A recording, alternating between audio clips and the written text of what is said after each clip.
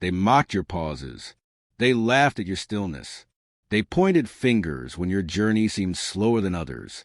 But what if I told you that every tear you shed, every silent prayer you whispered in the dark, every moment you thought was meaningless, was actually a seed, and God was just waiting for the right season to make it bloom?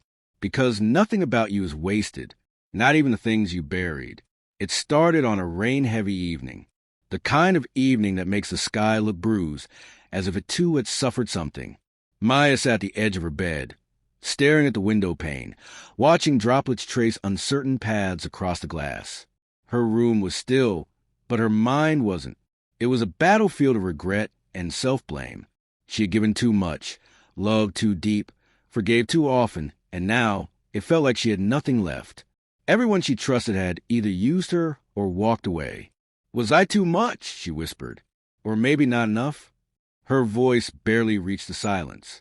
In that room filled with shadows and forgotten dreams, Maya replayed every moment that led her here. The sacrifices she made for people who never looked back. The dreams she delayed so others could thrive. The pain she swallowed so others could smile. She once believed that kindness would be returned, that love would come back stronger. But life, it didn't keep its promises. Days became weeks. Maya wore a smile to the world, but inside, she was crumbling. People only saw her surface, calm, composed, capable. But they never saw her praying in the bathroom, crying in the middle of the night, or clenching her fists in silence just to keep from breaking. One afternoon, as she sat in a park far from the noise of her life, an old man approached. He had a slow walk, a face lined by years, and eyes that carried both sorrow and wisdom. He sat beside her without asking, as if he'd always known she would be there. "You feel empty," he said. It wasn't a question. Maya blinked at him. "I guess I am." He nodded slowly, then looked ahead. "You ever think maybe the emptiness you feel isn't a curse, but space being made for something greater?" She scoffed. "Sounds poetic, but it doesn't feel that way." "Ah!" The man smiled faintly. "Feelings lie, child. God doesn't." She turned to him, curious despite herself. "You know something about God?" He chuckled, low and gravelly. "Enough to know he doesn't waste his creations. Not the pain, not the scars, not even the silence." Maya frowned. "Then what's the point of all this? Why let me suffer if it's all meant to be used?" "Because clay has to be pressed and broken before it can be molded. You ask why it hurts? Because you're being shaped." He turned to her, his gaze piercing. "Nothing about you is wasted. Not a second. Not a word. Not even the things you regret." That night, her dreams were strange. She stood in a dark hallway, lined with mirrors. Each reflected a version of her, crying, shouting, failing, begging. At the end of the hallway, a door stood slightly open, golden light spilling from cracks. As she walked past the mirrors, they began to fade, one by one, until only the door remained. When she woke, something had shifted. The pain hadn't disappeared, but it had a different weight, like it had purpose now. She began writing again, words that trembled out of her like echoes from a forgotten soul. She started helping others, not out of guilt, but from a place of understanding. And with each step forward, she realized the pieces of her that felt broken were actually being repurposed into strength. But the real turning point came on a winter morning. She was invited to speak at a local shelter. Just a small motivational talk, nothing grand. She almost declined. Who would want to hear from someone who had only ever failed? But something inside nudged her. Go. The room was quiet when she stepped up. Eyes watched her, most dull with tiredness, others numb from life's cruel blows. She took a breath. I used to believe my pain was proof that I was useless, that being forgotten meant I wasn't worthy. But I was wrong. I wasn't forgotten. I was being prepared. As she spoke, something raw and electric poured from her. She wasn't giving a speech. She was opening her scars. And strangely, people listened, eyes lifted. Something shifted. Afterwards, a young woman came up to her, tears in her eyes. You said exactly what I needed to hear. I thought I was done. But you reminded me, maybe I'm not. In that moment, Maya understood. Her silence had taught her to listen. Her pain had taught her to feel. Her failures had taught her humility. Her abandonment had taught her to never leave others behind. And every time she thought she was being buried, she was really being planted. She looked at the sky as she walked back to her apartment. The clouds were clearing, and the sun pierced through like gold from heaven. She smiled softly. "Nothing about me is wasted," she whispered. "You see, Maya didn't become a hero overnight. Her power wasn't forged in a grand spotlight. It was born in private battles. Battles you fight too. And maybe, right now, you feel like her. Empty, lost, overlooked. Maybe you spent your life giving everything, only to be left with nothing. But hear this. God has not abandoned you. He's collecting every tear, counting every sigh. What you think is delay is preparation. What you think is rejection is redirection. Nothing about you is wasted. Not your failures. Not your heartbreak. Not your silence. Not even the moments you regret the most.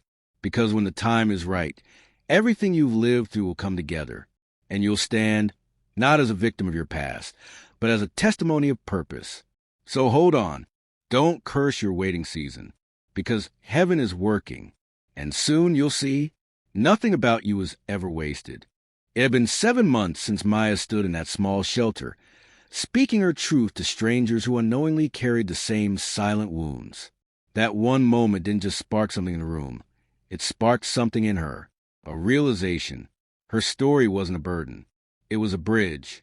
From that day on, invitations began trickling in, not grand stages or glamorous podcasts. They came from orphan homes, grief counseling centers, halfway houses, schools where students carried more pain than books. And every time Maya spoke, the room held its breath. She didn't preach with polished perfection. She spoke from the trenches, from survival. And that's why people listened. Because in every scar she exposed, others saw the shape of their own. She wasn't a hero in her story. She was a mirror, and mirrors don't lie. But as her voice reached further, the past came crawling too. One evening, while scrolling through messages after an event, she saw a name she hadn't read in years. Alina, her former best friend.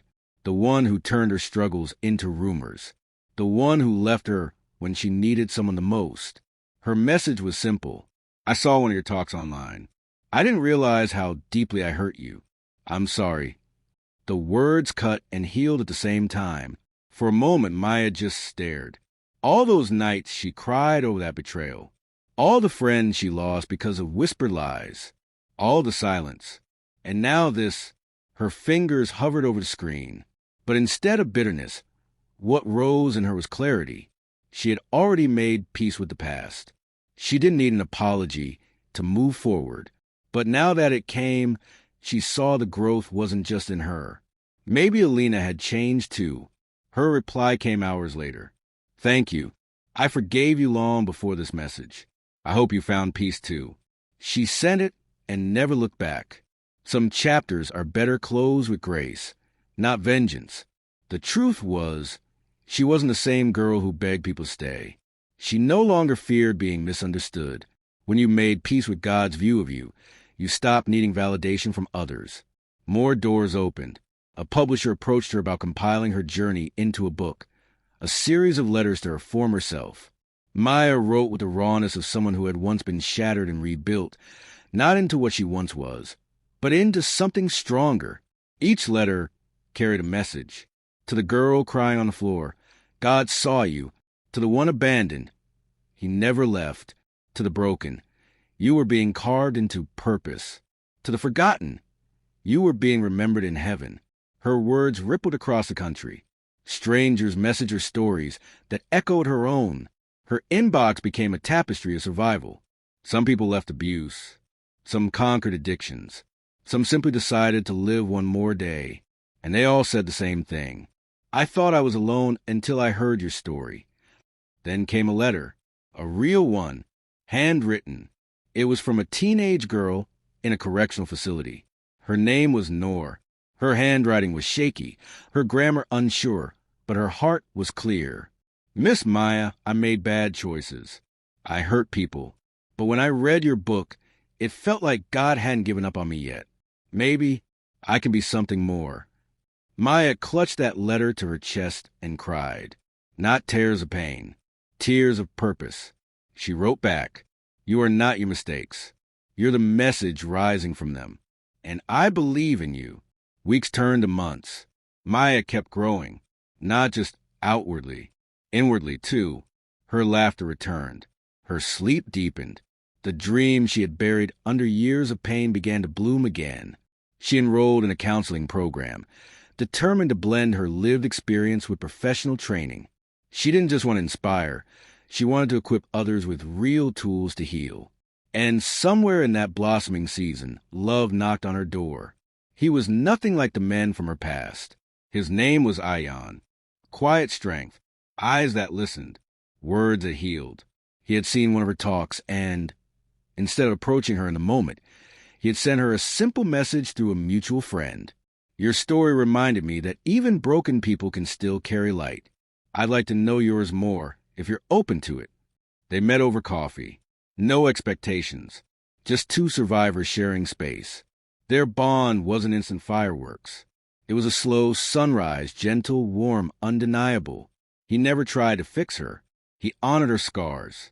And Maya, for the first time, didn't feel like she had a dimmer story to make someone stay. Their love wasn't built on fantasy. It was built on truth. One afternoon, while walking through a quiet park, he turned to her and said, "Do you realize how many lives you've saved just by surviving your own?" Maya smiled. "I didn't save anyone. I just stopped pretending I was too broken to be used." And it was true. The lie she believed for so long, that her life had been wasted, was now shattered. Every betrayal, it made her wise. Every breakdown, it taught her empathy. Every delay, it refined her character. Every silence, it strengthened her voice. She had wanted answers, but God had given her transformation instead. And now, she carried her story not as baggage, but as a badge. 1 year to the day since that shelter speech, Maya hosted a small event. No media, no glitz, just people, real people, each one a story, each one a scar. She stood before them, not behind a podium, but among them, her voice calm, steady.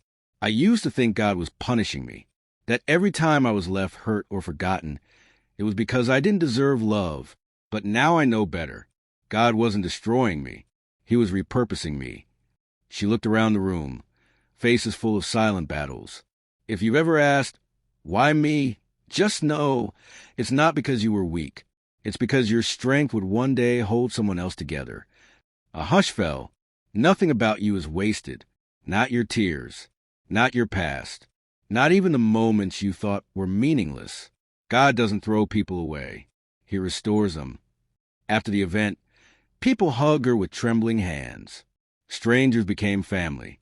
And as Maya walked out into the cool night, she looked up at the stars, each one shining despite the darkness around it. She whispered a prayer she once thought she'd never say again. "Thank you for every time you didn't give me what I wanted, because you were preparing what I needed." The wind stirred, gentle, affirming. And in that moment, Maya knew her life wasn't tragedy. It was a testimony. She had been the seed buried deep, only to bloom in a season where others thought she was gone. And now, her life echoed one eternal truth. Nothing about you is wasted, not even the parts you thought were worthless, especially not those. Because with God, every scar tells a story. Every story carries a light. And every light was once surrounded by night.